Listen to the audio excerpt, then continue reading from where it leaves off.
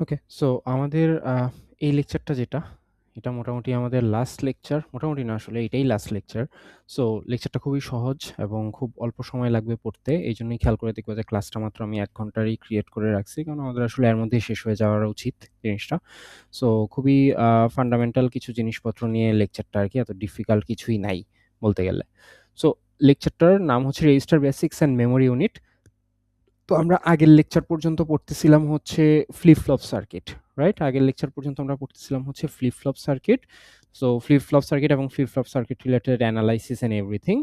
So আমরা flip ফ্লপের পরের যে জিনিসটা পড়বো সেটা হচ্ছে রেজিস্টার বেসিক্যালি। বাট এই রেজিস্টারের ইন ডিটেলস আমাদের লাগবে না আসলে। ইন ডিটেলসটা আমাদের এখানে নাই। সো ডিটেলসটার প্রয়োজন নাই। আমরা রেজিস্টারের জাস্ট বেসিক পার্টটা দেখবো। তারপরে চলে যাবো মেমোরি ইউনিটে। তো আমরা যখন ফ্লিপ ফ্লপ পড়ছি, ফ্লিপ ফ্লপে আসলে ১ বিট করে ডেটা স্টোর করা যায়। এই যে উপরে এখানে লিখা আছে, তুমি খেয়াল করলে দেখবা যে ফ্লিপ ফ্লপে হচ্ছে আমাদের কিন্তু মাত্র ১ বিট করে ডেটা স্টোর করা যায়। তো আমরা যখন রিয়াল লাইফে কোনো একটা সিনারিও চিন্তা করব, সো আমরা তো আসলে ১ বিট ডেটা কখনো স্টোর করি না। আমরা আসলে স্টোর করলে obviously ১ বিটের চেয়ে বেশি ডেটাই আসলে স্টোর করব। ঠিক আছে? সো যখন আমরা এরকম multiple bits of data store করতে চাই, তখন আসলে একটা ফ্লিপ ফ্লপ দিয়ে তো হবে না। তখন আমার কয়েকটা ফ্লিপ ফ্লপ লাগবে। এখন এরকম কয়েকটা ফ্লিপ ফ্লপ যখন একত্র করা হয়, তখন সেটাকে বলে হচ্ছে রেজিস্টার। সো রেজিস্টার হচ্ছে এমন একটা কম্পোনেন্ট যেখানে হচ্ছে আমরা multiple types of flip flop একসাথে করে ইউজ করি। ওকে? সো তার মানে register can store multiple bits. যেহেতু রেজিস্টারের মধ্যে অনেকগুলা ফ্লিপ ফ্লপ থাকে, তার মানে রেজিস্টার হচ্ছে মাল্টিপল বিট স্টোর করতে পারে। ওকে? সো এখন যখন আমার আরো বড় পরিসরে যখন জিনিসটা দরকার হবে, so this is just a simple scenario of A register আরকি বাই দ্য ওয়ে। সো এখানে হচ্ছে ৪ টা ফ্লিপ ফ্লপ ইউজ করা হচ্ছে। তুমি খেয়াল করে দেখো যে ৪ বিট ডেটা যদি আমি স্টোর করতে চাই, তাহলে আমার এখানে এই যে ৪ টা ফ্লিপ ফ্লপ লাগবে। এই পুরা জিনিসটা মিলে কিন্তু একটা রেজিস্টার। ঠিক আছে? এই পুরা জিনিসটা মিলে একটা রেজিস্টার, যে রেজিস্টারে হচ্ছে আমরা ৪ বিট পর্যন্ত ডেটা স্টোর করতে পারি। এটাই আরকি। এখন আমার যদি আরো অনেক বড় পরিসরে লাগে, তখন তো আসলে এরকম আমার শুধু ৪ বিট, ৫ বিট, ১০ বিট বা ২০ বিট নিলেই হচ্ছে না। হয়তো আরো বেশি বিট লাগতেছে, ১০০ বিট লাগতেছে, ২০০ বিট লাগতেছে এরকম। সো তখন আসলে আমার এরকম ইন্ডিভিজুয়াল ফ্লিপ ফ্লপ হিসেবে তো আর জিনিসটা ইউজ করা যায় না। আমরা তখন ইন্ডিভিজুয়াল রেজিস্টার ওয়াইজ ইউজ করি আরকি। তো কনসেপ্টটা হচ্ছে যে কতগুলা ফ্লিপ ফ্লপ একসাথে হয়ে রেজিস্টার তৈরি করে। আর কতগুলা রেজিস্টার একসাথে তৈরি হয়ে হচ্ছে একসাথে থেকে হচ্ছে মেমোরি ইউনিটটা বিল্ড করে। ঠিক আছে? So memory unit is a collection of registers together. তার মানে হচ্ছে আমরা একটু আগেই দেখলাম যে রেজিস্টার কিভাবে বানায় কতগুলা ফ্লিপ ফ্লপ দিয়ে। আর মেমোরি কিভাবে বানাবো কতগুলা রেজিস্টার দিয়ে। সো বেশ অনেকগুলা রেজিস্টার একসাথে হয়ে হচ্ছে একটা মেমোরি ইউনিট তৈরি করবে আরকি। ওকে? সো এই মেমোরি ইউনিটের ফান্ডামেন্টাল অংশটা হচ্ছে বাইনারি সেল। মেমোরি ইউনিটের ফান্ডামেন্টাল অংশটা হচ্ছে বাইনারি সেল।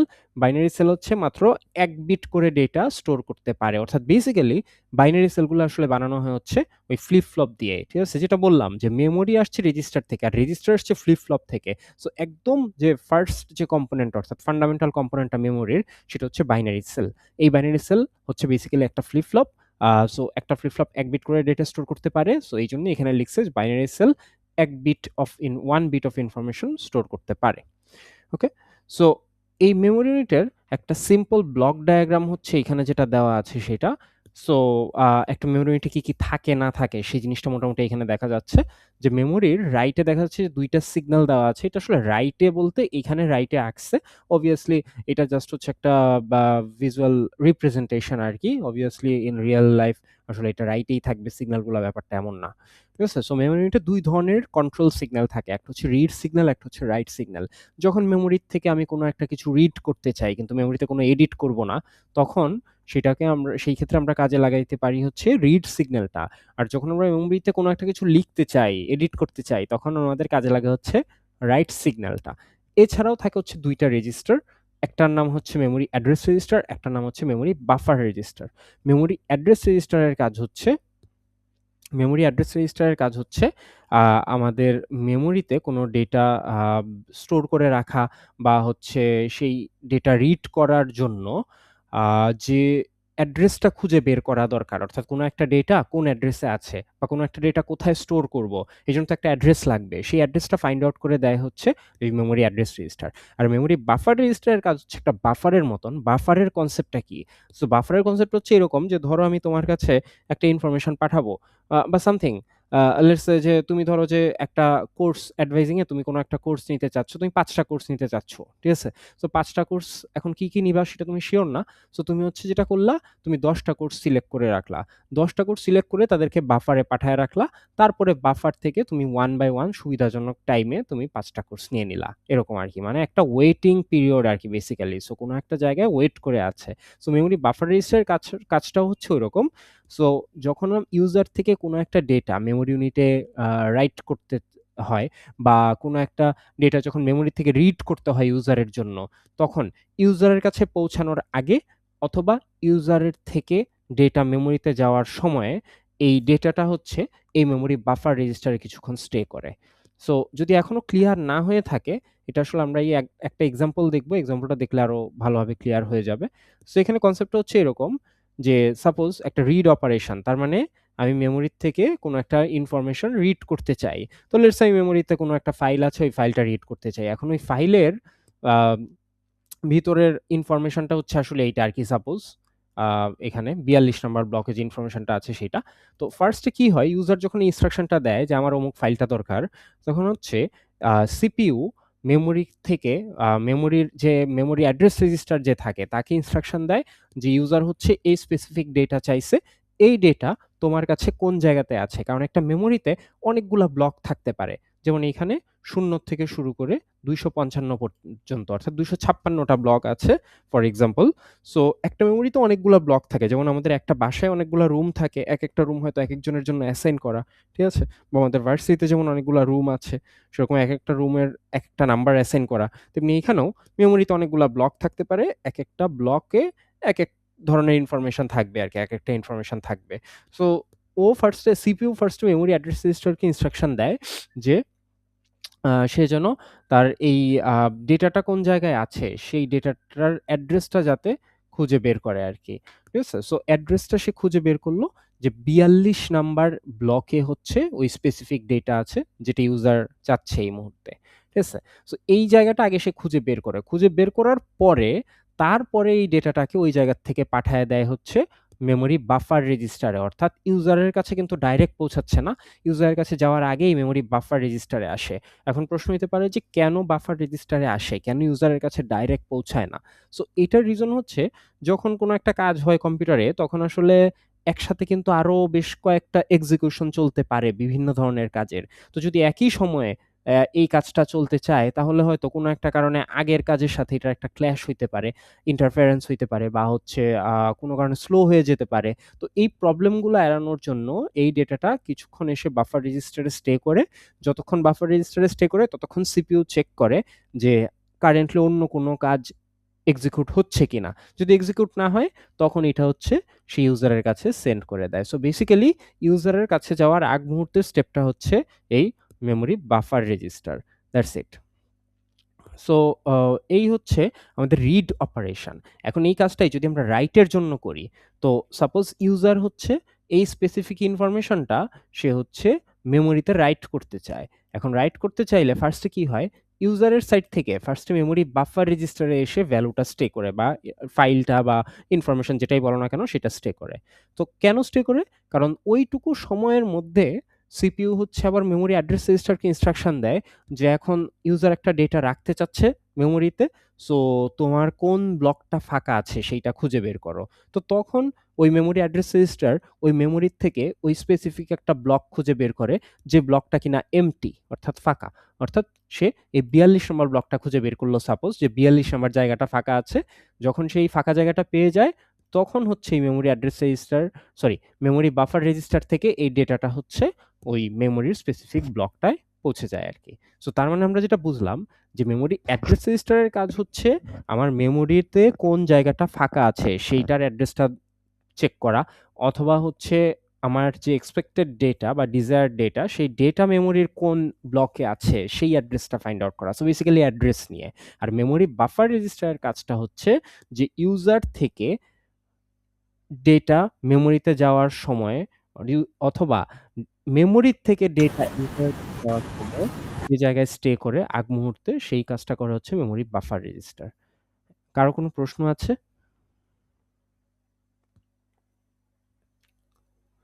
ওকে, কেউ মনে হয় মাইক অন করেছিলা, সো কোনো প্রশ্ন থাকলে বলতে পারো। ওকে, সো তাহলে এটা হচ্ছে আমাদের রিড আর রাইট অপারেশন এক্সাম্পল। এগুলা পরীক্ষায় আসলে ওইভাবে আসে না, এগুলা জাস্ট কনসেপ্ট ক্লিয়ার করার জন্যই আসলে পড়া। যদি আসেও যে রিড অপারেশন বা রাইট অপারেশন কিভাবে কাজ করে, এরকম একটা এক্সাম্পল দিবা, এক্সাম্পল দিয়ে নিজের ভাষায় বুঝায় লিখলেই হবে। বাট এগুলো আসলে পরীক্ষায় আসার চান্স খুবই কম আর কি। এটাই। আচ্ছা, সো এখন আমরা একটা জিনিস দেখব। সো আমাদের এই চ্যাপ্টারে আমরা অনেক জায়গাতেই এইরকম কিছু ভ্যালু দেখতে পাবো আর কি, যে সামথিং ইন্টু সামথিং। এখানে যেমন 1024 ইন্টু 16 এরকম লেখা আছে, 1024 ইন্টু 16। সো যখন আমরা এই লেকচারে এরকম এ ইন্টু বি এই ফরম্যাটের কিছু না কিছু যদি আমরা দেখতে পাই, ঠিক আছে, অর্থাৎ লেফটে একটা জিনিস, তারপরে মাল্টিপ্লিকেশন সাইন, তারপরে আবার রাইটে আরেকটা জিনিস। সো এরকম কোনো ফরম্যাটের কিছু যদি দেখতে পাই, এখান থেকে আমরা বেশ কিছু ইনফরমেশন এক্সট্রাক্ট করব। কি কি এক্সট্রাক্ট করব? এই মাল্টিপ্লিকেশন সাইনের লেফটের জিনিসটা হচ্ছে নাম্বার অফ ওয়ার্ড, এইটাকে বলা হয় হচ্ছে নাম্বার অফ ওয়ার্ড, ঠিক আছে, এই যে নাম্বার অফ ওয়ার্ড। আর রাইটের জিনিসটা যেটা, এই রাইটের জিনিসটাকে বলা হয় হচ্ছে বিট পার ওয়ার্ড, ঠিক আছে, বিট পার ওয়ার্ড। আরেকবার বলি, লেফটের জিনিসটা হচ্ছে নাম্বার অফ ওয়ার্ডস, রাইটের জিনিসটা হচ্ছে বিটস পার ওয়ার্ড, অর্থাৎ একটা ওয়ার্ডে কয়টা করে বিট আছে। তো এটার যদি ভিজুয়াল রিপ্রেজেন্টেশনটা আমরা দেখতে চাই, তাহলে এই যে নিচে দেখানো আছে, যদি এইটার কথাই আমি বলি 1024 ইন্টু 16, তার মানে হচ্ছে মেমোরিতে টোটাল 1024টা ওয়ার্ড আছে। এই ওয়ার্ডগুলার মিনিং হচ্ছে মেমোরিতে আসলে 1024টা ব্লক আছে আর কি বেসিক্যালি, ঠিক আছে, অর্থাৎ 1024টা রো। এই যে 0 থেকে শুরু করে 1023 পর্যন্ত, সো এই মেমোরি ইউনিটে 1024টা ব্লক আছে। প্রত্যেকটা ব্লকে 16 বিট করে ডেটা আছে, কারণ 16 যে নাম্বারটা এটা হচ্ছে বিটস পার ওয়ার্ড, অর্থাৎ প্রত্যেকটা ওয়ার্ডে কয়টা করে বিট আছে। তো এখানে তুমি গুনলে চেক করে দেখবা যে এখানে আসলে প্রত্যেকটা ওয়ার্ডে 16টা করে বিট পাওয়া যাচ্ছে। তাহলে 1024 ইন্টু 16 মানে হচ্ছে আমার মেমোরি ইউনিটে 1024টা ব্লক বা 1024টা রো, এবং প্রত্যেকটা রোতে 16টা করে বিট। এখন এখান থেকে আমরা আরো বেশ কিছু ইনফরমেশন পেতে পারি, সেটা হচ্ছে একটা মেমোরিতে কতগুলা ওয়ার্ড আছে সেটার উপর ডিপেন্ড করে কিন্তু কতগুলা অ্যাড্রেস লাইন আছে সেটা বের করা যায়। যেমন এখানে ওরা লিখছে যে যদি একটা মেমোরির স্পেসিফিকেশন এরকম হইতো যে 1024 ইন্টু 8, 1024 ইন্টু 8 মানে হচ্ছে লেফটের জিনিসটা হচ্ছে নাম্বার অফ ওয়ার্ড, রাইটের জিনিসটা হচ্ছে বিট পার ওয়ার্ড। তাহলে এখান থেকে আমরা ওই মেমোরিতে অ্যাড্রেস লাইন কয়টা আছে সেইটা খুঁজে বের করতে পারবো। এখন সেটা কিভাবে খুঁজে বের করতে পারবো?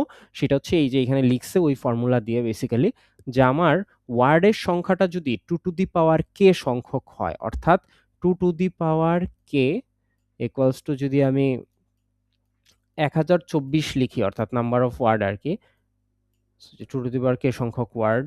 সো 2k ইকুয়ালস টু 1024 যদি হয়, তাহলে এখান থেকে k এর মান বের করা যাবে না লগ ইউজ করে। সো ওই অনুযায়ী আমরা k এর ভ্যালুটা বের করব। সো k এর ভ্যালু বের করলে তুমি এখানে পাবা হচ্ছে 10। তাহলে 1024টা যদি ওয়ার্ড থাকে, তাহলে অ্যাড্রেস লাইনের সংখ্যা হচ্ছে কতগুলা? 10টা। ঠিক আছে? সো এইভাবে বের করলাম। সো বেসিক্যালি আসলে 2 এর পাওয়ার কত হইলে 1024 এর সমান হবে ওইটা বের করছি আরকি। সো 10টা। সো 10টা অ্যাড্রেস লাইন। আচ্ছা, এখান থেকে আমরা আরো বেশ কিছু ইনফরমেশন পাই ইম্পোর্টেন্ট। সেটা হচ্ছে যতগুলা অ্যাড্রেস লাইন থাকবে মেমোরি অ্যাড্রেস রেজিস্টারে ততগুলা ফ্লিপ ফ্লপ থাকবে। যদি আমার 10টা অ্যাড্রেস লাইন থাকে তাহলে মেমোরি অ্যাড্রেস রেজিস্টারে 10টা ফ্লিপ ফ্লপ থাকবে। এটা সবসময়ের জন্য ট্রু। যদি অ্যাড্রেস লাইন 10টা না হয়ে যদি 20টা হইতো, তাহলে মেমোরি অ্যাড্রেস রেজিস্টারে 20টা ফ্লিপ ফ্লপ লাগতো।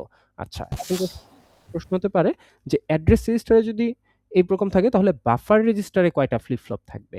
তো বাফার রেজিস্টারে ফ্লিপ ফ্লপের সংখ্যাটা আবার ডিপেন্ড করে হচ্ছে বিট পার ওয়ার্ডের উপর।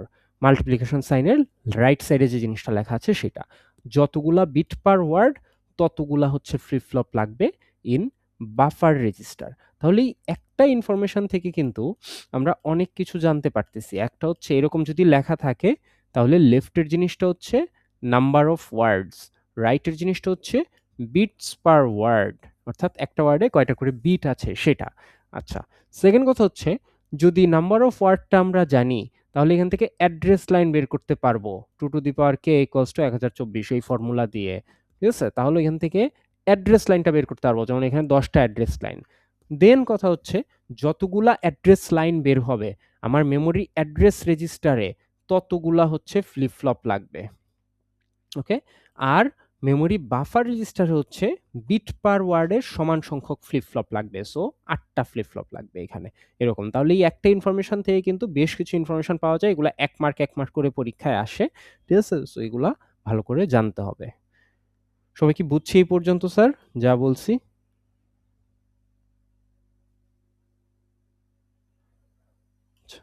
So just to check যে whether you actually understood this or not. So আমি হচ্ছে একটা ডিফারেন্ট ভ্যালু যদি চিন্তা করি, লেটস সে ২০৪৮ ইনটু ৩২ সাপোজ। তাহলে এখান থেকে আমি যদি জিজ্ঞেস করি যে এই যে ২০৪৮ টা যেটা, এই জিনিসটা কি আসলে স্যার? এটার নামটা কি? কি বললাম এতক্ষণ? মেমোরি ইউনিট, কতগুলা ওয়ার্ড থাকবে। কতগুলা ওয়ার্ড থাকবে এটা। আর রাইটের জিনিসটা হচ্ছে বিট পার ওয়ার্ড। তাহলে ২০৪৮ টা যদি ওয়ার্ড হয়, তাহলে এখান থেকে অ্যাড্রেস লাইন কয়টা হবে স্যার? ১২টা। ১১ টা স্যার। ও ১১টা। 2 এর পাওয়ার ১১ টা হিসাব করলেই ২০৪৮ এর সমান হয়। আরেকজন মনে হয় বলছিলা। সো হচ্ছে ১১। সো অ্যাড্রেস লাইন হবে হচ্ছে ১১ টা। দেন নেক্সট কোয়েশ্চেন হচ্ছে মেমোরি অ্যাড্রেস রেজিস্টারে কয়টা ফ্লিপ-ফ্লপ লাগবে? ওই যে তুমি অ্যাড্রেস লাইন যতগুলা বের করবা ততগুলাই, ঠিক আছে? সো ১১ টা ফ্লিপ-ফ্লপ। আর মেমোরি বাফার রেজিস্টারে কয়টা ফ্লিপ-ফ্লপ লাগবে স্যার? 32, অর্থাৎ বিট পার ওয়ার্ড যেটা লেখা আছে সেটাই। ঠিক আছে? সো তাহলে আশা করি এগুলা পারা যাবে। এগুলো খুবই সহজ কিন্তু এগুলা পরীক্ষায় আসে ১ মার্ক ১ মার্ক করে। So very easy marks. Just হচ্ছে এই ইনফরমেশন গুলা জানলেই মানে কি রিপ্রেজেন্ট করে ওইটা জানলেই আসলে পারা সম্ভব আরকি। আচ্ছা। সো দেন এখানে একটা বড় ডায়াগ্রাম আছে। এই ডায়াগ্রামটা তোমার লাগবে না। যেটা এটা প্রয়োজন নাই। ১৩ নাম্বার স্লাইড মনে হয় এটা। লেখা আছে এখানে। সো এটা লাগবে না।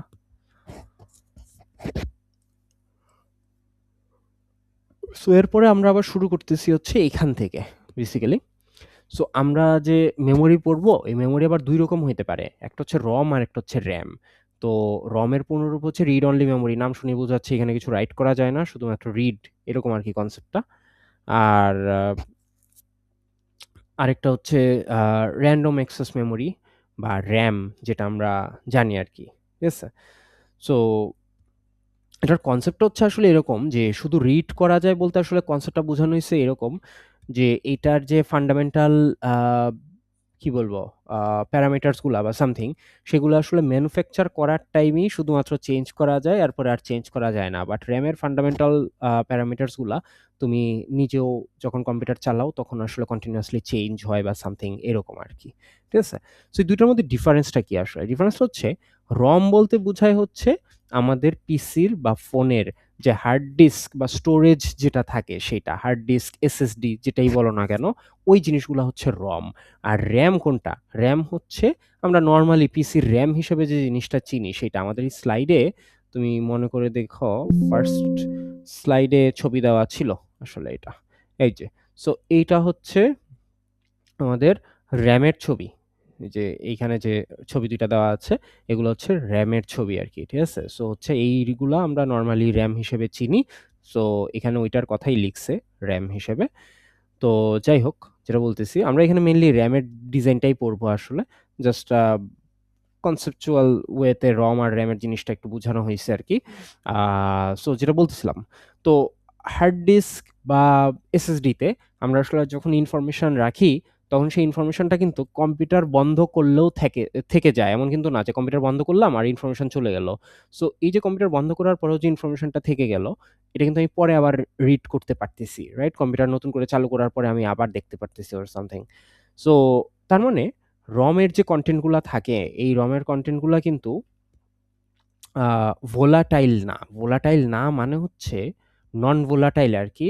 অর্থাৎ আ ও কোনো ইনফরমেশন ভুলে যাচ্ছে না। ইনফরমেশন গুলা থেকে যাচ্ছে। কিন্তু RAM এর ক্ষেত্রে সিনারিওটা এমন না। RAM এর ক্ষেত্রে হচ্ছে যতক্ষণ তোমার কম্পিউটার চালু আছে, ততক্ষণ পর্যন্ত RAM কাজ করে। যখন কম্পিউটার বন্ধ করতেছো, তখন RAM এ ওই সময় পর্যন্ত যত ইনফরমেশন ছিল, সব আবার রিসেট হয়ে যায়। রিসেট হয়ে আবার 0 হয়ে যায় সবকিছু। ঠিক আছে? সো ওইটা হচ্ছে ভোলাটাইল, অর্থাৎ RAM এর কনটেন্ট গুলা RAM ভুলে যায়। এই কারণে এটাকে বলা হয় ভোলাটাইল। আর যে ভুলে যায় না ওইটাকে বলা হয় নন ভোলাটাইল। যেমন ROM হচ্ছে নন ভোলাটাইল আর RAM হচ্ছে ভোলাটাইল, ঠিক আছে? সো তুমি এটা খেয়াল করলে দেখবা যে যখন আমি একটা গেম খেলতেছি বা সামথিং একটা প্রোগ্রাম চালাচ্ছি, তখন কি হয়? তখন আসলে র্যামের ইউজটা বেড়ে যায়। বা ইভেন Google Chrome, যখন তোমরা যারা Google Chrome চালাও, সো Chrome-এও কিন্তু অনেক র্যাম খায়, তুমি খেয়াল করলে দেখবা। সো যখন তুমি Chrome চালাচ্ছ, তখন আসলে প্রত্যেকটা ট্যাবের জন্য দেখবা এনাফ পরিমাণে RAM ইউজ হচ্ছে। যদি Windows টাস্ক ম্যানেজারে গিয়ে চেক করো আরকি। তো অনেক সময় খেয়াল করলে দেখবা যে যখন টোটাল র্যামের প্রায় অ্যাবাউট 80-90% ইউজ হয়ে যাচ্ছে, তখন সামটাইমস কম্পিউটারটা একটু স্লো হয়ে যায় বা হচ্ছে হ্যাং করে অনেক সময় যখন 100% ইউজ হয়ে যায় বা সামথিং। তখন আমরা কি করি? তখন কম্পিউটার রিসেট করি, অথবা স্লো হয়ে গেলে সামহাউ দেখা যায় যে আমরা ওই প্রোগ্রামগুলা ক্লোজ করি। সো তখন কি হয়? তখন আবার ঠিক হয়ে যায়। এটার কারণ হচ্ছে, যখন তুমি রিসেট করতেছো, তখন তো তুমি নতুন করে আবার কম্পিউটার চালু করতেছো বেসিক্যালি। সো তোমার আসলে ওই র‍্যামের যত কনটেন্ট, র‍্যামের ইউসেজটা যেটাতে ছিল, ওই ইউসেজটা তো বাদ হয়ে যায়। সো র‍্যাম আবার রিসেট অবস্থায় চলে যায়, আবার ইনিশিয়াল অবস্থার থেকে স্টার্ট করে সে সব ইনফরমেশন রাখা এন্ড এভরিথিং। আর হচ্ছে যদি তুমি অ্যাপ্লিকেশন ক্লোজ করে দাও, তাহলেও তো সেম। কারণ তাহলে হচ্ছে তোমার যে অ্যাপ্লিকেশনটা ওই র‍্যামটুকু খাচ্ছিল, সে তো ক্লোজ হয়ে গেছে অলরেডি। সো এখন আর ওই র‍্যামের ওই অংশটা তো আর ইউজ হচ্ছে না। সো ফ্রি র‍্যামের অংশটা বেড়ে যায়। অ্যাজ এ রেজাল্ট ওই স্লো এর যে প্রবলেমটা, ওইটা ঠিক হয়ে যায়। এরকম আরকি। মোবাইলে যেমন তুমি খেয়াল করলে দেখবা আমাদের আলাদা অপটিমাইজ করার জন্য বাটনই থাকে অনেক ফোনে বা সামথিং। ঠিক আছে? বা কোনো অ্যাপ্লিকেশনস থাকতে পারে, সেটা দিয়ে ক্লিক করলেই হচ্ছে তোমার র‍্যামটা অপটিমাইজ করে দেয়। তো অপটিমাইজ করা মানে এইটাই যে হচ্ছে আইডল অ্যাপ যেগুলা, যে অ্যাপগুলা আসলে তোমার প্রয়োজন নাই, সে অ্যাপগুলা ক্লোজ করে দেয়। বা হচ্ছে কোনো গার্বেজ ভ্যালু বা গার্বেজ ফাইল যদি থাকে, তাহলে সেগুলা হচ্ছে ডিলিট করে। এটাই আরকি বেসিক্যালি। সো র‍্যামটা ফ্রি আপ করে। র‍্যাম যদি ফ্রি আপ হয়ে যায়, তাহলেই হচ্ছে আমার ডিভাইসও হচ্ছে কম্প্যাটিবলি আগের চেয়ে ফাস্টার হয়ে যায়। এখন এই যে র‍্যাম আবার আমাদের আছে ২ রকমের। একটা হচ্ছে SDRAM, আ সরি SDRAM না, স্ট্যাটিক র‍্যাম, আরেকটা হচ্ছে ডাইনামিক র‍্যাম। তো স্ট্যাটিক র‍্যাম আর ডাইনামিক র‍্যাম, এই ২ টার মধ্যে ডিফারেন্সটা কি? তো স্ট্যাটিক র‍্যাম আর ডাইনামিক র‍্যাম, আমরা যে র‍্যামগুলা চিনি, যে র‍্যামের ছবিটা একটু আগে দেখালাম ফার্স্ট স্লাইড থেকে, ওই র‍্যামগুলার নাম হচ্ছে ডাইনামিক র‍্যাম। এই র‍্যামগুলাকে সংক্ষেপে DRAM ও বলে। সো এই র‍্যামগুলা আ আমরা নরমালি চিনি সবাই। এখন স্ট্যাটিক র‍্যামটাও আসলে আমাদের সবার কম্পিউটারেই আছে। বাট আমরা হয়তো এই জিনিসটা সবাই এত খেয়াল করি না। এই স্ট্যাটিক র‍্যামের কনসেপ্টটা হচ্ছে, স্ট্যাটিক র‍্যামটা আসছে হচ্ছে এই ক্যাশ মেমোরির থেকে। ক্যাশ মেমোরি কোথায় থাকে? প্রসেসরের সাথে থাকে। তুমি খেয়াল করলে দেখবা। প্রসেসর যখন কিনো, প্রসেসরের গায়ে ওইখানে লেখা থাকে, বা হচ্ছে আ তোমার প্রসেসরের প্যাকেটের গায়ে লেখা থাকবে যে ক্যাশ মেমোরি কত মেগাবাইট। আমাদের যে ক্যাশ মেমোরিগুলা, এগুলো সচরাচর দেখা যায় 6 মেগাবাইট, 12 মেগাবাইট, 8 মেগাবাইট বা 24 মেগাবাইট এই পর্যন্ত হয়। সচরাচর এর থেকে বেশি হয়তো হয় না। 32 মেগাবাইট পর্যন্তও হয়তো হইতে পারে। এর থেকে বেশি সচরাচর হয় না। এট লিস্ট আমরা হোম পিসি যেগুলা ইউজ করি আরকি, বাসায় যেসব পিসি ইউজ করি সেগুলাতে। কিন্তু নরমাল র‍্যাম সেগুলা কিন্তু মেগাবাইট না স্যার। সেগুলা কিন্তু গিগাবাইট লেভেলেও আছে। যেমন 8 GB, 16 GB, 32 GB, 64 GB RAM কিন্তু পাওয়া যায়। ঠিক আছে? তাহলে এই যে হিউজ ডিফারেন্স স্ট্যাটিক র‍্যাম আর ডাইনামিক র‍্যামের মধ্যে, কেন? কারণ স্ট্যাটিক র‍্যাম হচ্ছে কম্প্যাটিবলি অনেক বেশি faster than any kind of dynamic RAM. So ওইটার manufacturing cost is very high. So that's why ওইটা বিল্ড করাই হয় অল্প পরিমাণে। কারণ এটার ম্যানুফ্যাকচারিং কস্ট বলো বা রিসোর্স বলো বা ওভারঅল পরিশ্রম বলো, সব দিক দিয়েই আসলে এটা অনেক এক্সপেনসিভ আরকি। সো দ্যাটস ওয়াই হচ্ছে এই ক্যাশ মেমোরি বানানোই হয় কম করে। আর যেখানে ডাইনামিক র‍্যাম কম্প্যাটিবলি কিন্তু অনেক বড় সাইজে আমরা ইউজ করতে পারতেছি। এই আরকি। সো ক্যাশ মেমোরিটা হচ্ছে স্ট্যাটিক র‍্যাম, যেটা থাকে হচ্ছে প্রসেসরে। আর ডাইনামিক র‍্যাম হচ্ছে আমরা নরমাল র‍্যাম হিসেবে যেটা চিনি বা জানি, সেটাই আরকি। সো আমাদের এই ডাইনামিক র‍্যাম যেটা আছে, এই ডাইনামিক র‍্যামের আবার কয়েকটা ভাগ আছে। একটা হচ্ছে SDRAM, একটা হচ্ছে DDR RAM, একটা হচ্ছে QDR RAM। সো এখান থেকে আমাদের আসলে বর্তমানে ইউজ হচ্ছে আমাদের এই DDR RAM। DDR এর আবার কতগুলা ভার্সন আছে, DDR3, 4, 5। সো মেক্সিমাম এখন দেখা যায় যে DDR4 বা DDR5 এগুলা ইউজ করা হয়। এট দিস পয়েন্ট আসলে মার্কেটে র‍্যামের দাম অনেক হাই। সো র‍্যাম কিনার জন্য is not a good time right now. But যে র‍্যামগুলা ইউজ হচ্ছে, বা কেউ ল্যাপটপ কিনলে যে র‍্যামটা পাওয়া যায়, সেগুলো মোস্টলি আসলে এখন DDR4 বা DDR5 এর মধ্যেই কিছু না কিছু হয় আরকি সচরাচর। তো এই আরকি। আ SDRAM যেটা, সেটা হচ্ছে আরো আগে ছিল। অ্যারাউন্ড এখন থেকে প্রায় আই থিংক ১০ বছর আগে মেবি। সো ১০-১২ বছর আগে তখন হচ্ছে SDRAM ছিল। তারপরে আস্তে, আস্তে DDR3 আসছে। তো DDR3 এর পরে DDR4, তারপর এখন DDR5 চলতেছে যেমন, এরকম আরকি। সো এগেইন এই পর্যন্ত যা দেখতেছো, এগুলো আসলে তার সব থিওরিটিক্যাল জিনিসপত্রই। বা বেসিক কনসেপচুয়াল জিনিসপত্র, আসলে থিওরিটিক্যাল বলা উচিত না, কনসেপচুয়াল জিনিসপত্র, এগুলা পরীক্ষায় আসলে ওইভাবে তো সিগনিফিক্যান্ট কিছু আসার নাই ওই অংশগুলা ছাড়া। ওই যে যেটা বললাম যে এত ইনটু অত থাকলে এখান থেকে কি ইনফরমেশন বের করা যাচ্ছে, অ্যাড্রেস রেজিস্টারে কয়টা ফ্লিপ ফ্লপ, বাফার রেজিস্টারে কয়টা ফ্লিপ ফ্লপ, এইসব এগুলো আসতে পারে। বাট এগুলার পরে বা আগে যেসব কনসেপচুয়াল থিওরি যেগুলা পড়ছি এগুলো আসলে আসার মতন কিছু নাই। রেদার আমাদের এখান থেকে লাগবে হচ্ছে এই ম্যাথগুলা। সো এই ম্যাথগুলা পারার জন্য আসলে আমার জাস্ট এই ২ টা ফর্মুলা মাথায় রাখলেই হবে। বাট এই ২ টা ফর্মুলার আগেও ইউ হ্যাভ টু নো যে তোমার আসলে এই ইউনিটগুলা কিভাবে চেঞ্জ হয়। আমরা যখন নরমালি চিন্তা করি, আমাদের চিন্তার সাথে কিন্তু এখানকার পরিমাণগুলা মিলে না। Uh so let's say ১ byte. ১ byte সমান কত বিট যদি বলি? ৮ বিট। ১,০০০ বিট কিন্তু না। ১ বাইট সমান ৮ বিট। আবার এর পরের যে ইউনিটগুলা ১ kilobyte, megabyte, terabyte, petabyte, exabyte. So এগুলা কিন্তু সব আসলে তোমার ১,০২৪ দিয়ে হিসাব করতে হয়। আমরা নরমালি যখন ক্যালকুলেশন করছি ছোটবেলায়, তখন কিন্তু আমরা শিখছি ১ কেজি সমান ১,০০০ গ্রাম, ১ লিটার সমান ১,০০০ লিটার, এরকম। ঠিক আছে? সরি, ১ কি ল এ ১ মিটার আরকি। ১ কিলোমিটার সমান ১,০০০ মিটার। সো এরকম পড়ছি। বাট এইখানে কিন্তু তোমার হচ্ছে আ এরকম না জিনিসটা। এখানে কিন্তু ১,০২৪ দিয়ে সবগুলা হিসাব করতে হবে। সো ১ কিলোবাইট সমান হচ্ছে ১,০২৪ বাইট। ১ মেগাবাইট সমান হচ্ছে ১,০২৪ কিলোবাইট। ১ গিগাবাইট সমান ১,০২৪ মেগাবাইট। সো এই হিসাবগুলা হচ্ছে জানতে হবে। এই হিসাবগুলা জানতে হবে ম্যাথের জন্য। ঠিক আছে? সো কোন ম্যাথের জন্য? এখানে যে ২ টা ফর্মুলা দেওয়া আছে, এই ধরনের ম্যাথের জন্য। ফর্মুলাগুলা খুবই স্ট্রেইট ফরওয়ার্ড ২ টা ফর্মুলা। এই চ্যাপ্টারের যত ম্যাথ আছে এই ২ টা ফর্মুলা দিয়েই হয়ে যায়। সো ফর্মুলাগুলো খুবই সহজ। একটা হচ্ছে capacity equals to number of word into bit per word. আরেকটা হচ্ছে number of word equal to 2 to the power address line. So এই সেকেন্ড ফর্মুলাটা অলরেডি আসলে আমরা ইউজ করে আসছি। ওই যে নাম্বার অফ ওয়ার্ড থেকে আমরা অ্যাড্রেস লাইনের সংখ্যাটা বের করি, এটাই তো সেই ফর্মুলা। ঠিক আছে? সো বেসিক্যালি নতুন ফর্মুলা হচ্ছে শুধুমাত্র উপরেরটা। ওকে, সো মুভিং অন। সো আমাদের ফার্স্ট কোশ্চেন হচ্ছে এইটা, what is the total capacity of A 2 to the power 16 into 16 memory. তাহলে এইখানে আমাদের আসলে ক্যাপাসিটি বের করতে বলছে। সো ক্যাপাসিটি বের করতে আমার লাগবে number of word into bit per word. So আমাদের কিন্তু এইখানে এরকম ফরম্যাটই দেওয়া আছে, সামথিং মাল্টিপ্লিকেশন সাইন সামথিং। তাহলে এটা হচ্ছে আমার নাম্বার অফ ওয়ার্ড আর এটা হচ্ছে বিট পার ওয়ার্ড। তো যদি নাম্বার অফ ওয়ার্ড আর বিট পার ওয়ার্ড দেওয়াই থাকে তাহলে তো আসলে আমার কোনো কাজ নাই। বেসিক্যালি মাল্টিপ্লাই করে দিলেই হবে। সো জাস্ট এই অংশটা মাল্টিপ্লাই করে দিবা। কিন্তু এখন মাল্টিপ্লাই করার পরে এটার ইউনিটটা কি লিখবো? বিট লিখবো, বাইট লিখবো নাকি কিলোবাইট লিখবো, কি লিখবো? তো প্রশ্নে কিন্তু এটা কিচ্ছু বলে দেওয়া নাই। যেহেতু প্রশ্নে বলে দেওয়া নাই, তুমি বিটে বাই ডিফল্ট এটা যেটা বের হবে সেটা আসলে বিটে বের হবে আরকি। প্রশ্নে যদি কিছু বলা না থাকে তাহলে বাই ডিফল্ট যেটা বের হয় সেটা বিটে বের হবে। সো তুমি চাইলে ওই বিট পর্যন্তই অ্যান্সার রেখে দিতে পারো। যেমন ওরা এই পর্যন্ত যেটা রাখছে আরকি। বাট সাপোজ তোমাকে এটা বলল যে না বিটে না, তুমি এটা ফাইনাল অ্যান্সারটা কিলোবাইটে দেখাবা। তাহলে তুমি কিভাবে করবা? তাহলে হচ্ছে বিট থেকে ফার্স্টে বাইটে যাব ৮ দিয়ে ডিভাইড করে। কারণ ১ বাইট সমান যেহেতু ৮ বিট, তাহলে আ বিট থেকে বাইটে গেলে আমার হচ্ছে ডিভাইড করতে হবে। সো ৮ দিয়ে ডিভাইড করলাম।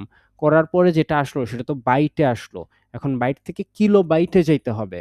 সো কিলোবাইটে যাওয়ার জন্য ১,০২৪ দিয়ে ডিভাইড করব। কারণ ১ কিলোবাইট সমান হচ্ছে ১,০২৪ বাইট।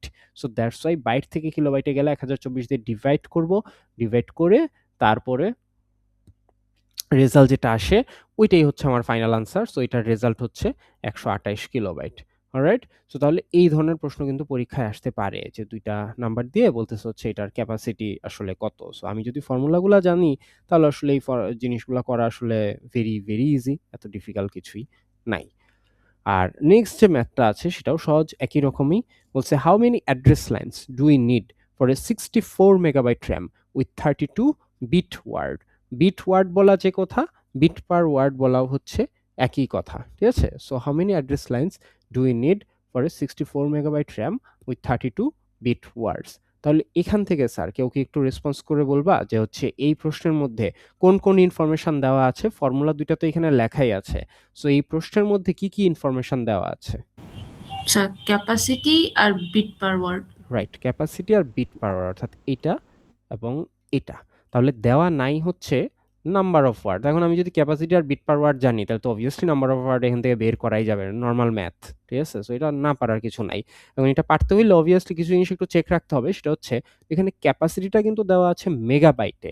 কিন্তু বিট পার ওয়ার্ড তো দেওয়া আছে বিট পার ওয়ার্ডেই। তাহলে মেগাবাইট আর বিট তো একসাথে ক্যালকুলেট করা যাবে না। অবভিয়াসলি ২ টাকে সেম ইউনিটে নিতে হবে।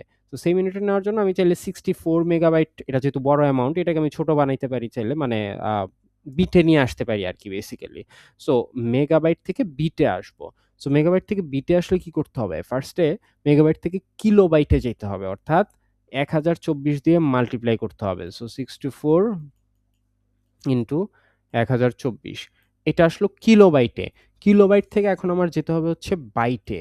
সো আরো 1024 দিয়ে গুণ দিতে হবে, অ্যান্ড ফাইনালি বাইট থেকে যাব হচ্ছে বিটে। সো এই যে বিটে চলে আসলাম। সো এইখান থেকে যেটা আসলো সেটা হচ্ছে আমার ক্যাপাসিটিটা বিটে। এইটাকে ডিভাইড করবো হচ্ছে 32 দিয়ে। সো করলেই যে যেরকম আসে ওইটা বের হইলো হচ্ছে নাম্বার অফ ওয়ার্ড। কিন্তু আমার তো প্রশ্নে নাম্বার অফ ওয়ার্ড চাওয়া হয় নাই, প্রশ্নে চাইছে অ্যাড্রেস লাইন। তাহলে আমি যদি সামহাও এই নাম্বার অফ ওয়ার্ডটা বের করতে পারি, তাহলে কিন্তু এখান থেকে আসলে আমার এই অ্যাড্রেস লাইন কয়টা আছে না আছে সেটা বের করে ফেলা সম্ভব খুব সহজেই। লগের ফর্মুলা দিয়ে আমরা চাইলে খুব ইজিলি বের করে ফেলতে পারবো। ক্যালকুলেটর ইউজ করবো অবভিয়াসলি এগুলা করার সময়। ক্যালকুলেটর ছাড়া করতে হলে আসলে you'll need too much time. So এত টাইম আসলে যেহেতু থাকে না, সো দ্যাটস ওয়াই আসলে এগুলো ক্যালকুলেটর ইউজ করে ফেলাটাই বেটার। তো এখানে যেমন অ্যান্সার আসে হচ্ছে 24, তার মানে অ্যাড্রেস লাইনের সংখ্যা হচ্ছে 24টা। সো খেয়াল করো এই ম্যাথটাতে কিন্তু তাহলে আমার দুইটা ফর্মুলা ইউজ হচ্ছে। একটা ফর্মুলার রেজাল্ট দিয়ে আরেকটা ফর্মুলায় বসায় আমার অ্যাকচুয়াল ফাইনাল রেজাল্ট বের করতেছি কোশ্চেনে যেটা দেওয়া ছিল সেটার জন্য। সো এরকম কিন্তু প্রশ্ন থাকে পরীক্ষায়। এই যে ম্যাথগুলা দেখলা, সব ম্যাথেই কিন্তু তোমার হচ্ছে মাত্র এই দুইটা ফর্মুলা দিয়েই করা। সো এই পরীক্ষায় যদি এই চ্যাপ্টার থেকে যদি ম্যাথ আসে, অবভিয়াসলি এই দুইটা ফর্মুলা দিয়ে করা যায় এরকম কোনো না কোনো ম্যাথই আসবে, খুব উল্টাপাল্টা কিছু আসবে না, এই আর কি। ওকে, সো কারো কোনো কোশ্চেন আছে? এই পর্যন্ত কোনো কোশ্চেন আছে? ওকে, সো মুভিং অন। সো এখন আমরা চলে আসছি হচ্ছে ডায়াগ্রামে। ম্যাথের পার্ট ডান। সো ডায়াগ্রাম, ডায়াগ্রাম হচ্ছে প্রশ্নে বলা থাকতে পারে যে এখানে যেটা লেখা আছে আসলে ওইটাই, যে একটা লজিক ডায়াগ্রাম ক্রিয়েট করো ফর 4x3 র্যাম, কি দিয়ে ডিজাইন করবা? ডিকোডার এবং অর গেট। ঠিক আছে, ডিকোডার এবং অর গেট ইউজ করে। ডিকোডার তো ডিকোডারই, আর অর গেট হচ্ছে ওই যে ডিকোডার আউটপুটগুলোকে অর গেটে কানেক্ট করতে হয় ফাংশন থাকলে, সেই হিসাব করে আর কি বেসিক্যালি।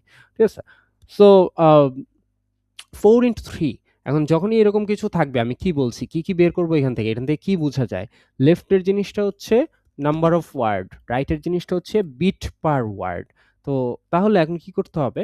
ফার্স্ট স্টেপ হচ্ছে আমার নাম্বার অফ ওয়ার্ড যতগুলা থাকবে, আমার এমন একটা ডিকোডার নিতে হবে যে ডিকোডারের আউটপুটের সংখ্যা এই নাম্বার অফ ওয়ার্ডের সাথে মিলে যায়। এমন কোন ডিকোডার নেওয়া যাবে সেটা দেখতে হবে।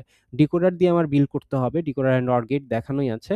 সো এমন কোন ডিকোডার নেওয়া যাবে যে ডিকোডারের আউটপুটে হচ্ছে 4টা আউটপুট আছে আরকি। সো কোনটা নেওয়া যাবে স্যার? 4টা আউটপুট থাকবে। 2 into 4 2 into 4, সো 2 into 4 নেওয়া যাবে। রাইট, সো 2 into 4 নিলাম। তাহলে এই যে 2 যেটা বলতেছি সেই 2 হচ্ছে আসলে আমার ইনপুট। ঠিক আছে, সো 2 হচ্ছে আমার ডিকোডারের ইনপুট, আর 4টা হচ্ছে আউটপুট। এই যে 4টা আউটপুট যে লিখলাম, এই 4টা আউটপুটে কিন্তু 4টা নাম্বার অফ ওয়ার্ড আর কি, 1 বাই 1। সো ফার্স্টেরটা হচ্ছে ওয়ার্ড 0, তারপরটা ওয়ার্ড 1, তারপরটা ওয়ার্ড 2, তারপরে ওয়ার্ড 3। সো এখন এই প্রত্যেকটা আ ওয়ার্ডে আবার 3টা করে বিট আছে, রাইট? সো 3টা করে বিট থাকা মানে হচ্ছে যদি আমি বাইনারি সেলের হিসাবে চিন্তা করি, একটা বাইনারি সেল 1 বিট করে ডেটা স্টোর করে। তাহলে একটা ওয়ার্ডে যদি আমার 3টা বিট থাকে, 3টা বিট স্টোর করার জন্য আমার 3টা বাইনারি সেল লাগবে অবভিয়াসলি। সো তার মানে আমার প্রত্যেকটা ওয়ার্ডের সাথে আমার 3টা করে বাইনারি সেল কানেক্টেড থাকবে। সো এই যে একটা বাইনারি সেল, এই যে একটা, এই যে একটা। কিভাবে কানেক্টেড থাকবে? That is also important.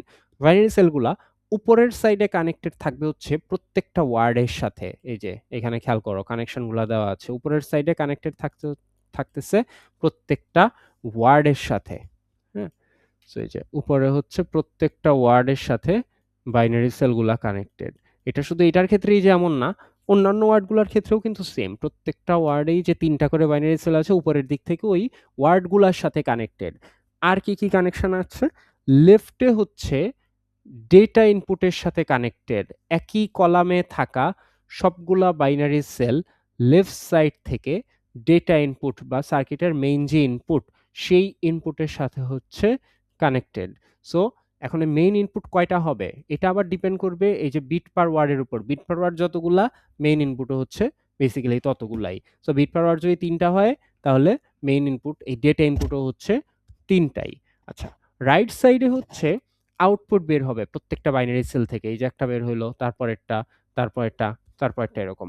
যতগুলো আউটপুট বের হবে সবগুলাকে নিয়ে লাস্টে OR গেটে কানেক্ট করতে হবে। প্রশ্ন বলাই ছিল যে OR গেট ইউজ করার কথা। সো লাস্টে গিয়ে OR গেটে কানেক্ট করতে হবে যতগুলো আউটপুট বের হইলো সবগুলাকে। সো করলাম। তাহলে একই কলামে থাকা প্রত্যেকটা বাইনারি সেলের আউটপুটগুলা নিয়ে OR গেটে কানেক্ট করে দিলাম। সো এরকম ৩টা কলাম তো, সো ৩টা আউটপুট জেনারেট হলো আরকি শেষ পর্যন্ত। সো ৩টা ইনপুট, ৩টা আউটপুট। এই সবকিছু কিন্তু ডিপেন্ড করতেছে আমার এই বিট পার ওয়ার্ড যতগুলা সেইটার উপর আরকি বেসিক্যালি। ওকে? সো গেল। আর ফাইনালি থাকে হচ্ছে একটা রিড রাইট সিগন্যাল। এই রিড রাইট সিগন্যাল হচ্ছে আসলে আ সবগুলা বাইনারি সেলেরই নিচের দিকের সাথে কানেক্টেড। তুমি খেয়াল করলে দেখবা এখানে প্রত্যেকটা বাইনারি সেলেরই নিচের অংশের সাথে হচ্ছে এই রিড রাইট সিগন্যালটা যেটা, এই রিড রাইট সিগন্যালটা কানেক্টেড আছে। ঠিক আছে? তাহলে আমরা যেটা ডায়াগ্রামটা দেখতে পাইলাম সেটা হচ্ছে আমার প্রশ্নে যদি এরকম থাকে যে সামথিং ইনটু সামথিং এই র‍্যামটা ডিজাইন করে দাও। তাহলে ফার্স্ট থেকেই খুঁজে বের করতে হবে এখানে নাম্বার অফ ওয়ার্ড কত এবং বিট পার ওয়ার্ড কত। সো আমরা জানি এখন যে নাম্বার অফ ওয়ার্ড হচ্ছে 4 আর বিট পার ওয়ার্ড হচ্ছে 3। তাহলে এখানে হচ্ছে নাম্বার অফ ওয়ার্ড যতগুলা থাকবে আমি যে ডিকোডার ইউজ করব সেই ডিকোডারের আউটপুট হচ্ছে তার সমান হতে হবে। তাহলে আমার এমন ডিকোডার ইউজ করতে হবে যেটাতে আমার আউটপুট থাকবে ৪ টা। ঠিক আছে? সো সেটা কোন ডিকোডার হইতে পারে? 2x4 ডিকোডার হতে পারে। সো 2x4 ডিকোডার হইলে ২ টা ইনপুট ৪ টা আউটপুট। এই ৪ টা আউটপুট হচ্ছে বেসিক্যালি ৪ টা ওয়ার্ড। প্রত্যেকটা ওয়ার্ডে ৩ টা করে বিট। ১ বিট ডেটা স্টোর করার জন্য একটা বাইনারি সেল দরকার। তাহলে ৩ বিটের জন্য ৩ টা বাইনারি সেল দরকার। এরকম প্রত্যেকটা ওয়ার্ড থেকেই ৩টা করে বাইনারি সেল ডিজাইন করতে হবে। করলাম। এই বাইনারি সেলগুলা উপরের সাইডে ওয়ার্ডের সাথে কানেক্টেড থাকে, কিন্তু লেফটে কানেক্টেড থাকে হচ্ছে ডেটা ইনপুটের সাথে। যতগুলা কলাম আসছে যতগুলা বিট পার ওয়ার্ড ততগুলা হচ্ছে ডেটা ইনপুট। সো একই কলামে থাকা প্রত্যেকটা বাইনারি সেল লেফটের সাইডে ওই স্পেসিফিক ডেটা ইনপুটের সাথে কানেক্টেড এবং রাইটের সাইডে হচ্ছে আমার এই আউটপুটগুলা বের করে OR গেটে কানেক্ট করে ফাইনাল আউটপুটটা বের করা হইছে। আর নিচের সাইড থেকে হচ্ছে রিড রাইট সিগন্যালের সাথে কানেক্টেড। সো এগুলা পরীক্ষায় আসে প্রশ্ন হিসেবে এই ডায়াগ্রামটা, তখন হচ্ছে তোমার এই পুরা ডায়াগ্রামটা আঁকতে হবে আরকি। এখন যদি এখানে 4x3 না থেকে যদি সাপোজ আমি একটু চেঞ্জ করে দেই, সাপোজ 8x4 যদি থাকতো, তাহলে এই ক্ষেত্রে চেঞ্জ কি হইতো? কত ইনটু কত ডিকোডার ইউজ করতে হইতো তাহলে sir? So 3 into 8. 3 into 8, right. So ৩ টা ইনপুট, ৮ টা আউটপুট। সো ৮ টা আউটপুট মানে হচ্ছে ৮ টা ওয়ার্ড। প্রত্যেকটা ওয়ার্ডে ৪ টা করে বিট থাকবে। তার মানে আমার বেসিক্যালি ৪ টা বাইনারি সেল লাগবে। ওই বাইনারি সেলগুলা আঁকবা, একে অ্যাজ ইউজুয়াল। সো প্রত্যেকটা আ বাইনারি সেল উপরের সাইডে হচ্ছে ওয়ার্ডগুলার সাথে কানেক্টেড। লেফটের অংশে ডেটা ইনপুটের সাথে কানেক্টেড, রাইটের অংশ থেকে আউটপুট বের করা এবং আ ব নিচের দিকের সাথে হচ্ছে রিড রাইট সিগন্যালের সাথে কানেক্টেড আরকি। বেসিক্যালি এরকম।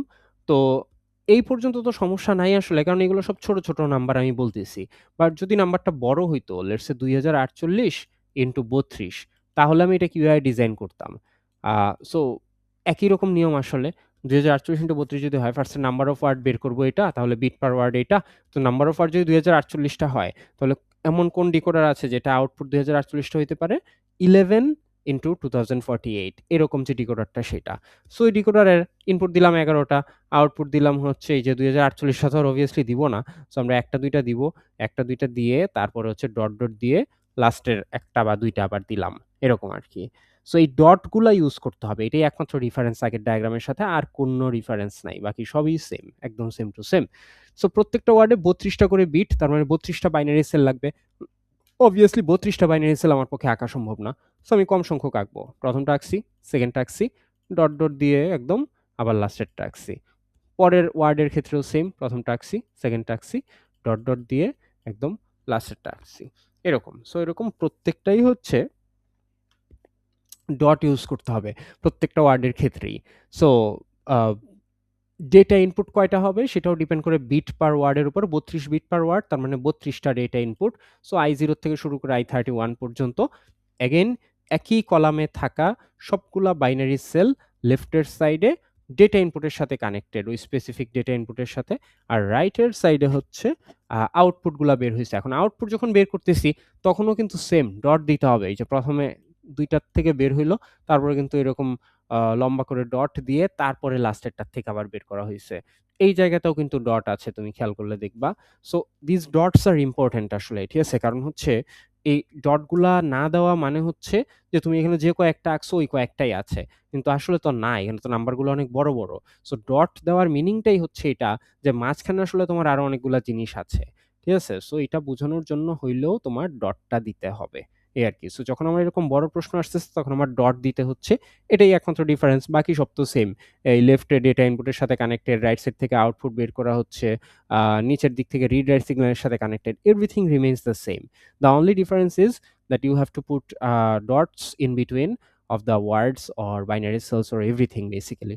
So যত জায়গায় আমার প্রয়োজন সব জায়গায় আমার এরকম ডট ইউজ করতে হবে যখন আমার এরকম বড় নাম্বারের কোনো প্রশ্ন দেওয়া থাকবে আরকি। তাইলে এটা ছাড়া আগের ডায়াগ্রামের সাথে এটার আসলে কোনো ফান্ডামেন্টাল ডিফারেন্স নাই বললেই চলে। জাস্ট এই ডটগুলো ইউজ করতে হবে। এটাই হচ্ছে একমাত্র চ্যালেঞ্জ, আর কিছু না। কোনো কোয়েশ্চেন স্যার? কোনো কোয়েশ্চেন আছে কারো? ওকে, তাহলে এই চ্যাপ্টার থেকে আমাদের কি, কি প্রশ্ন আসে পরীক্ষায়? আমি অলরেডি পড়ানোর সময় তো বলছি, আরেকবার বলি। সেটা হচ্ছে এই যে এই ধরনের ডায়াগ্রামগুলা, এই যে ২০৪৮ × ৩২ বা সামথিং যেটা মানে এই সংখ্যাগুলা মানে ডিফারেন্ট হতে পারে, কিছু যায় আসে না। সো হচ্ছে এরকম আ ডায়াগ্রাম ডিজাইন আসবে পরীক্ষায়। ঠিক আছে? এইটা আসতে পারে। প্লাস হচ্ছে তোমরা এখানে কিছু ম্যাথ দেখে আসছো এই ২ টা ফর্মুলা দিয়ে। সো এরকম ম্যাথ আসে। আর এছাড়া হচ্ছে ওই যে তার আগে বলছি যে ওই যে একটা সামথিং টু সামথিং এরকম ইনফরমেশন দেওয়া থাকলে এখান থেকে এই যে অ্যাড্রেস লাইন কয়টা, মেমোরি অ্যাড্রেস রেজিস্টারে কয়টা ফ্লিপ ফ্লপ লাগবে, মেমোরি বাফার রেজিস্টারে কয়টা ফ্লিপ ফ্লপ লাগবে, এইসব জিনিসপত্র আসলে পরীক্ষায় আসে। ১ মার্ক ১ মার্কের প্রশ্ন হিসেবে আরকি, এইটুকু আরকি। But overall the chapter is very easy as you can understand right now I guess. Because এখানে আসলে ওইভাবে ক্যালকুলেশন বা তেমন কিছুর মানে সুযোগই নাই আরকি। ম্যাথগুলাও খুবই সহজ, ক্যালকুলেশন একদমই কঠিন কিছু না। ডায়াগ্রাম ড্রইং তো ডায়াগ্রাম ড্রইং। এখানে ইভেন কোনো কনসেপচুয়াল তেমন কিছু নাই। জাস্ট ২-১ বার বাসায় আঁকলেই আসলে এই ডায়াগ্রাম কিভাবে ড্র করে সেটা বুঝে যাওয়া উচিত। এত সিগনিফিক্যান্ট কোনো লজিক্যাল ডিফিকাল্টিজ নাই, বা হচ্ছে বড় কোনো ম্যাথ করতে হইতেছে এরকম কিছু নাই। So the contents are easy. Just have to understand আরকি যে কিভাবে জিনিসটা ডিজাইন করে, কোন প্রশ্নের অ্যান্সার কিভাবে লেখে, এটাই। কারো কোনো প্রশ্ন আছে sir? Any questions? Okay. So question না থাকলে আমাদের ক্লাস আসলে এই পর্যন্তই। আমাদের সিলেবাসও আসলে এই পর্যন্তই। আমাদের আসলে পরে নেক্সট ক্লাস আমরা কবে পাই না পাই তার ঠিক নাই। আপাত দৃষ্টিতে একবারে বুধবারে আমাদের ক্লাস পাওয়ার কথা। নেক্সট উইকের বুধবারে। মানে অফিসিয়ালি আরকি। এছাড়া আসলে আর ক্লাস পাওয়ার কথা না। কারণ আমাদের শুক্রবারে যে অনলাইন ক্লাসটা হওয়ার কথা সেটাই আমি আসলে আজকে নিলাম। এটাই বলছিলাম যে শুক্রবারে আর নিব না, আজকে নিলাম। তো আমাদের নেক্সট ক্লাস হওয়ার কথা হচ্ছে একবারে বুধবারে। সো ওই সামনের বুধবারে যখন ক্লাস হবে obviously কুইজের খাতা-টাতা যা আছে সব পেয়ে যাবা। অ্যান্ড হচ্ছে মার্ক-টার্ক এগুলো আগেই পেয়ে যাবা। কুইজ 3 এর মার্ক অলরেডি পেয়ে গেছো। কুইজ 4 এর মার্কও পেয়ে যাবা। হ্যাঁ, জাইমা বলো। স্যার আমি ওই অ্যাসাইনমেন্টটা আপনাকে স্ল্যাকে পাঠিয়েছিলাম কারণ আমাকে ফর্মে হলো সার্ভার রিজেক্টেড দেখাচ্ছিল। কারণ ফর্ম তো ক্লোজ হয়ে গেছে স্যার, সেই কারণে আরকি। আমি আরো আগে থেকে স্টার্ট করেছিলাম স্যার। মানে হুম। 11টা ডেডলাইন ছিল না? জি। আমি তার আগের থেকে ট্রাই করে যাচ্ছিলাম আচ্ছা 12টা তাহলে পর্যন্ত। স্যার দেন ওইটা হচ্ছে প্রবাবলি তোমার সাইডের ইস্যু আরকি। কারণ আমাদের ফর্মে হচ্ছে আমি এবার আমাদের অ্যাসাইনমেন্ট 3 ১৫০ জন সাবমিট করছে ৪ সেকশন মিলায় আরকি। সো আই এম গেসিং হয়তো তোমার সাইডের কোনো নেটের কোনো ইস্যু বা সামথিং। আ বাট ঠিক আছে। ওইটা যদি তুমি Slack এ পাঠায় রাখো তাহলে তো আমার ওইখানে আছেই। তো ওইটা তাহলে জি আমি স্যার। দেখে দিবনে আরকি। বাট ওইটা কি এমন ছিল যে তুমি হচ্ছে ওই ডেডলাইনের দিনেই সাবমিট করছিলা? নাকি জি পরে স্যার। করছো আরকি? ডেডলাইনের দিনই। না তাহলে তো Slack এ ওইখানে থাকবেই, অসুবিধা নেই। আমি ওই টাইম দেখে ওই অনুযায়ী বসায় দিব মার্ক। প্রবলেম নেই। ঠিক আছে? Okay sir. আচ্ছা। Okay sir. আসসালামু আর হ্যাঁ, ওয়ালাইকুম আসসালাম। আর হচ্ছে এটাই যেটা বলতেছিলাম। সো আমাদের আসলে নেক্সট ক্লাস হবে হচ্ছে একবারে বুধবার। ঐদিন আমরা সব কুইজ-টুইজের খাতা-টাতা যা আছে যেটা নেওয়ার প্রয়োজন থাকবে সেটা নিবা। আর অনেকের মার্ক দেখলে হয়তো আর ওইভাবে খাতা নেওয়ার প্রয়োজন থাকে না। যদি নিজে জানো অলরেডি যে কোথায় ভুল হইছে বা সামথিং, তার তো আর নেওয়ার প্রয়োজন নাই। এই আরকি।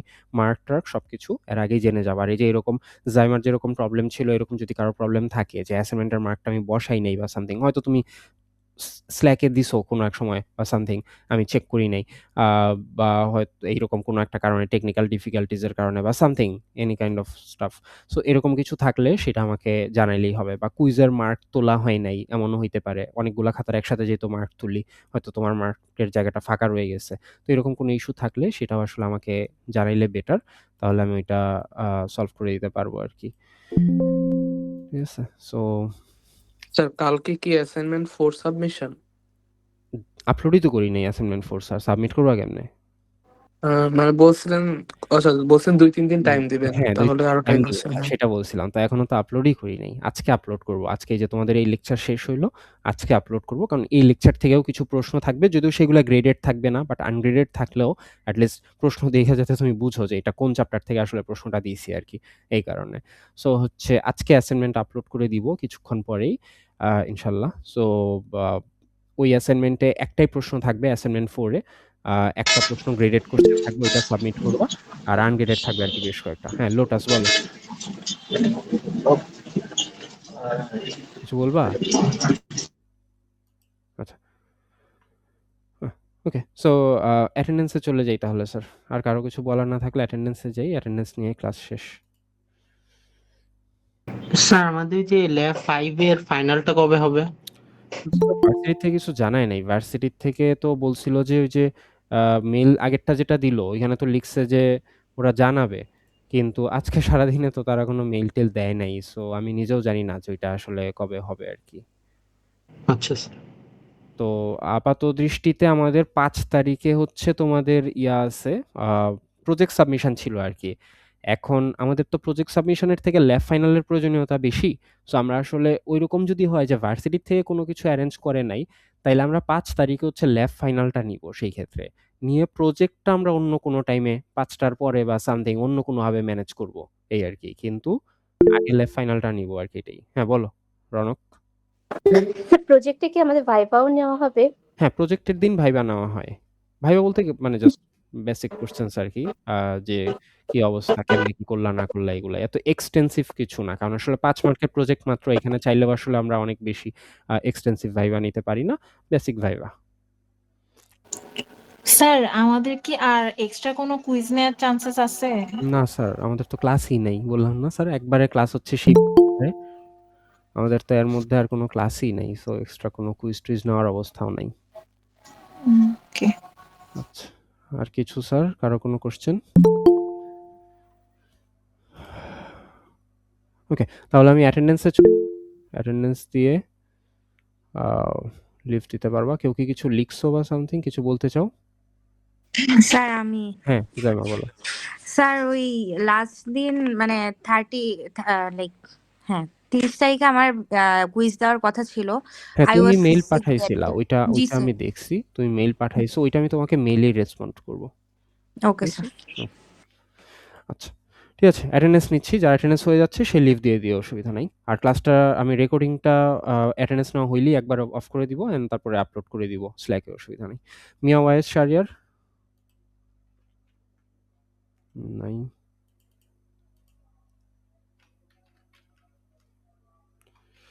Saima Rashid Labonno? Nafisa Tasnim Brishti? Ismam Jahan? Redwan Haque Siddique? Present sir. Tauhida Sultana? Present sir. Shahed Ahmed Shihab? Lotus Lazim Lotan? Mohammad Farhan? S M Sakib? Ariya Tasmim? Safayat Zaman Irad? Faisal Bhuiyan? Kashfia খান অন্তি? শিহাবা Raida Haque? Shayra Binte Aziz? Nafisa Tabassum? Present sir. Tafsirul Haque Nadim? Yes sir. Provat Shah Pranto? Present sir. Saikat Rahman Asif?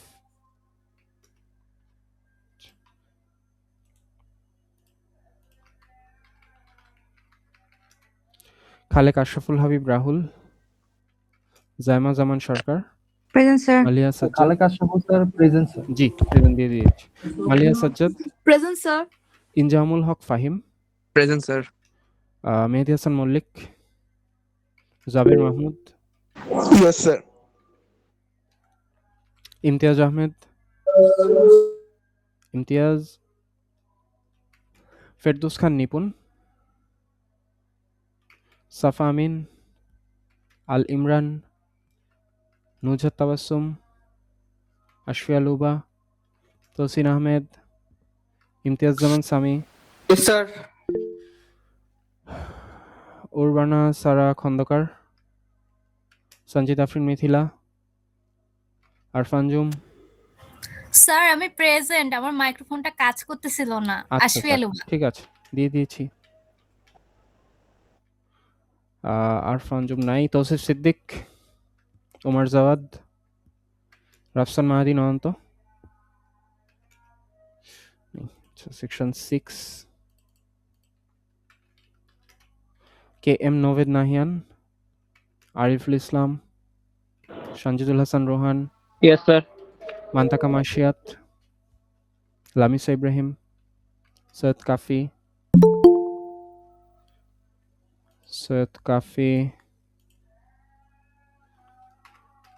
Khandakar Taimurul Islam, Fazlul Karim, Fahmid Arman, Mehedi Hasan Tamim, Sajia Hasan, Mumtahina Mahbub Chowdhury, present sir. Faiju Tabassum Raita, present sir. Minhajul Maula, Yes, sir.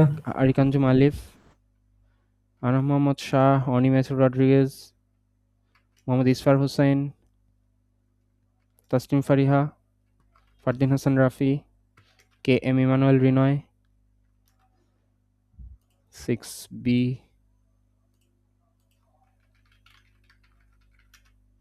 Zubair Hossain, Adnan Faisal Shibli, Alferdous Orin, Saif Karim, Prottoy Deb Barman, Rohit Ghosh, Rounak Jahan, present sir.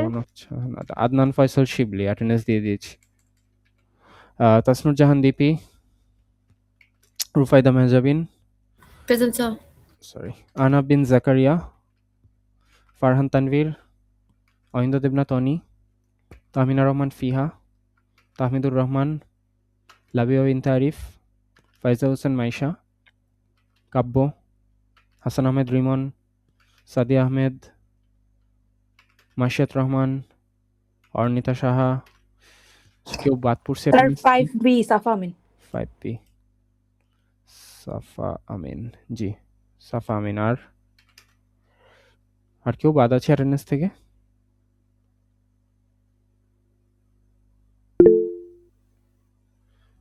Area Tasmim.